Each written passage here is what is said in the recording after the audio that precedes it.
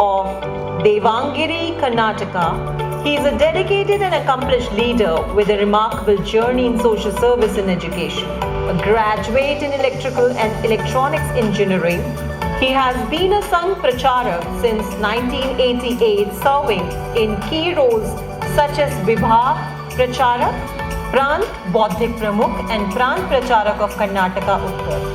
His leadership extended to a national level as the Joint Organizing Secretary of Bharatiya Shiksha Mandal from 2018 to 23, before assuming his current role as a National Organizing Secretary, where his visionary approach continues to inspire and uplift. So, ladies and gentlemen, please put your hands together. Nandaji.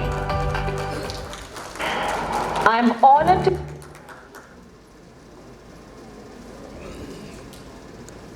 Pronouns to everybody. I am delighted to share my thoughts on this topic. Happiness is a true nature of a human being. In Bharatiya scriptures, each and every word matters. Happiness we use at body level, sensual happiness. But there are several stages in happiness.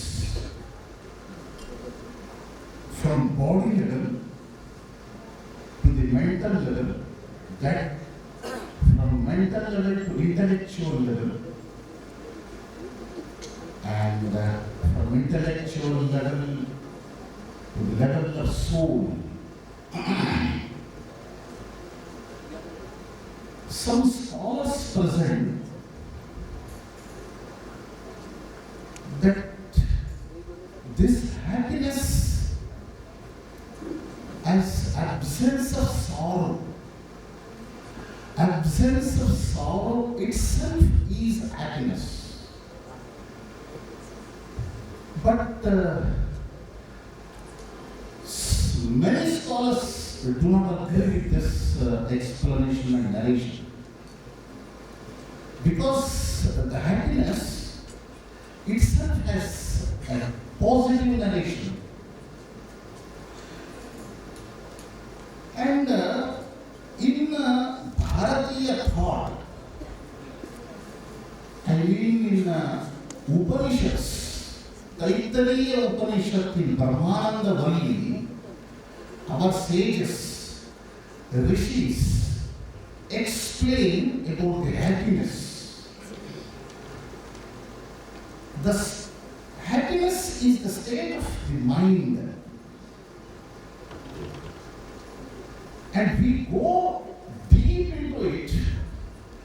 Definitely, if we become fearless, then we can feel the sense of happiness. And the one word we use in our scriptures, that is Ananda, that we can translate it into English as a bliss. Happiness is at body level, and the bliss we feel, we experience that at the soul level, Atmic level. Brahmananda Valli explains to become fearless what we should do. The first thing is we should become young. It does not depend upon the age. We should become young. The next one is not becoming young is mere sufficient. We should become good young. Sadhu yuva. Yuva syat.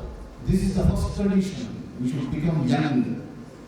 The second condition is, the second point is, Sadhu yuva, we should become good young. The third point to become fearless is adhyayaka. That means we have to engross ourselves into the meditation.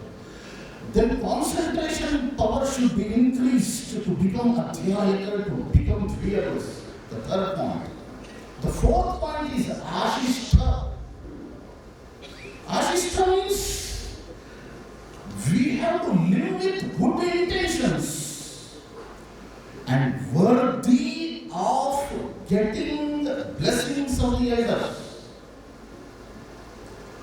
And Dridishta, one with a strong body. If the body is weak, we cannot feel the sense of bliss or happiness at any level.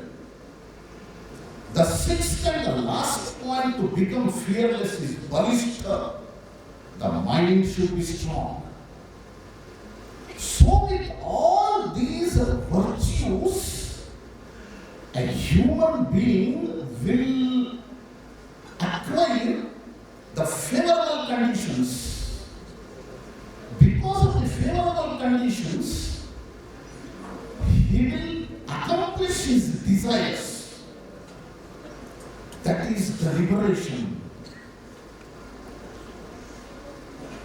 And in Bhagavad Gita also, in second chapter, Krishna explains to acquire the sense of happiness, from the sense of happiness to feel, to experience the highest state of happiness, that is bliss. He gives us a technique. When we get the sense, when we feel the sense of happiness, everybody tells, when we accomplish our desire, then we feel the sense of happiness. But it is not so. After immediately accomplish our desire, there will be some vacuum state in the mind. That is undesirable state of the mind, where desires does not exist. The human should identify the vacuum state of the mind and lengthen it. If you go on lengthening that vacuum state where exactly the desires do not exist, then you will definitely feel the sense of bliss. If we practice this every day, I will assure you that within 108 days, you will feel some sense of bliss you will start feeling. And one more thing to feel the sense of bliss is Atma Drishti. In Brihadaranyaka Upanishad, in 3rd chapter, the Rishi says, Atmanastu kamaya sarva priyam bhavati. That is Atma Drishti, Atma Darshana. What you feel, how you behave with yourself, in the same manner you have to behave with others. That is Atma Drishti. And one more popular saying is there, Atma Sarva Bhuteshu. With living and non-living objects, you have to behave as you behave with yourself. That is Atma Drishti, becoming a Priya. You should become dear ones with everybody. You see each and every individual, every human being with the object of Priya. You should become Priya. You should see with the vision of Priya. That Priya is Atma Drishti. You should become dear one. That means, while practicing, you have to connect with each other. Contacting is not sufficient. You have to connect from inside. When you connect with others, then is happiness and sorrow will become yours. Then you will start behaving with others as you behave with yourself. That is exactly Advaita. That is universal oneness. This universal oneness where duality does not exist at all. No Dvaita, only Advaita.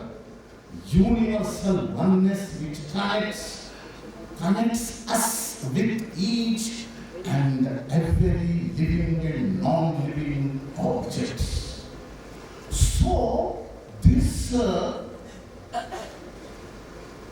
happiness, to experience the happiness, the sense of bliss, we have to move from Dvaita to Advaita. How we have to start to practice it? The first one is we should become physically strong. The second one is emotionally we should be pure and patriotic. Mentally strong, intellectually creative, spiritually rooted, socially productive. Then all these 6 aspects will lead us to the bliss suffused. That is the ultimate outcome. I mean, bliss suffused. If you practice these techniques in daily life, definitely we will feel the sense of bliss. That is the highest stage of happiness. Vivekananda ji, in the year 1897, he narrated this great philosophy with a few beautiful words. Be good and do good. Being good is the condition, the foremost condition for doing good. So, doing good, being good, and doing good is the way forward to feel the sense of bliss, the highest state of happiness.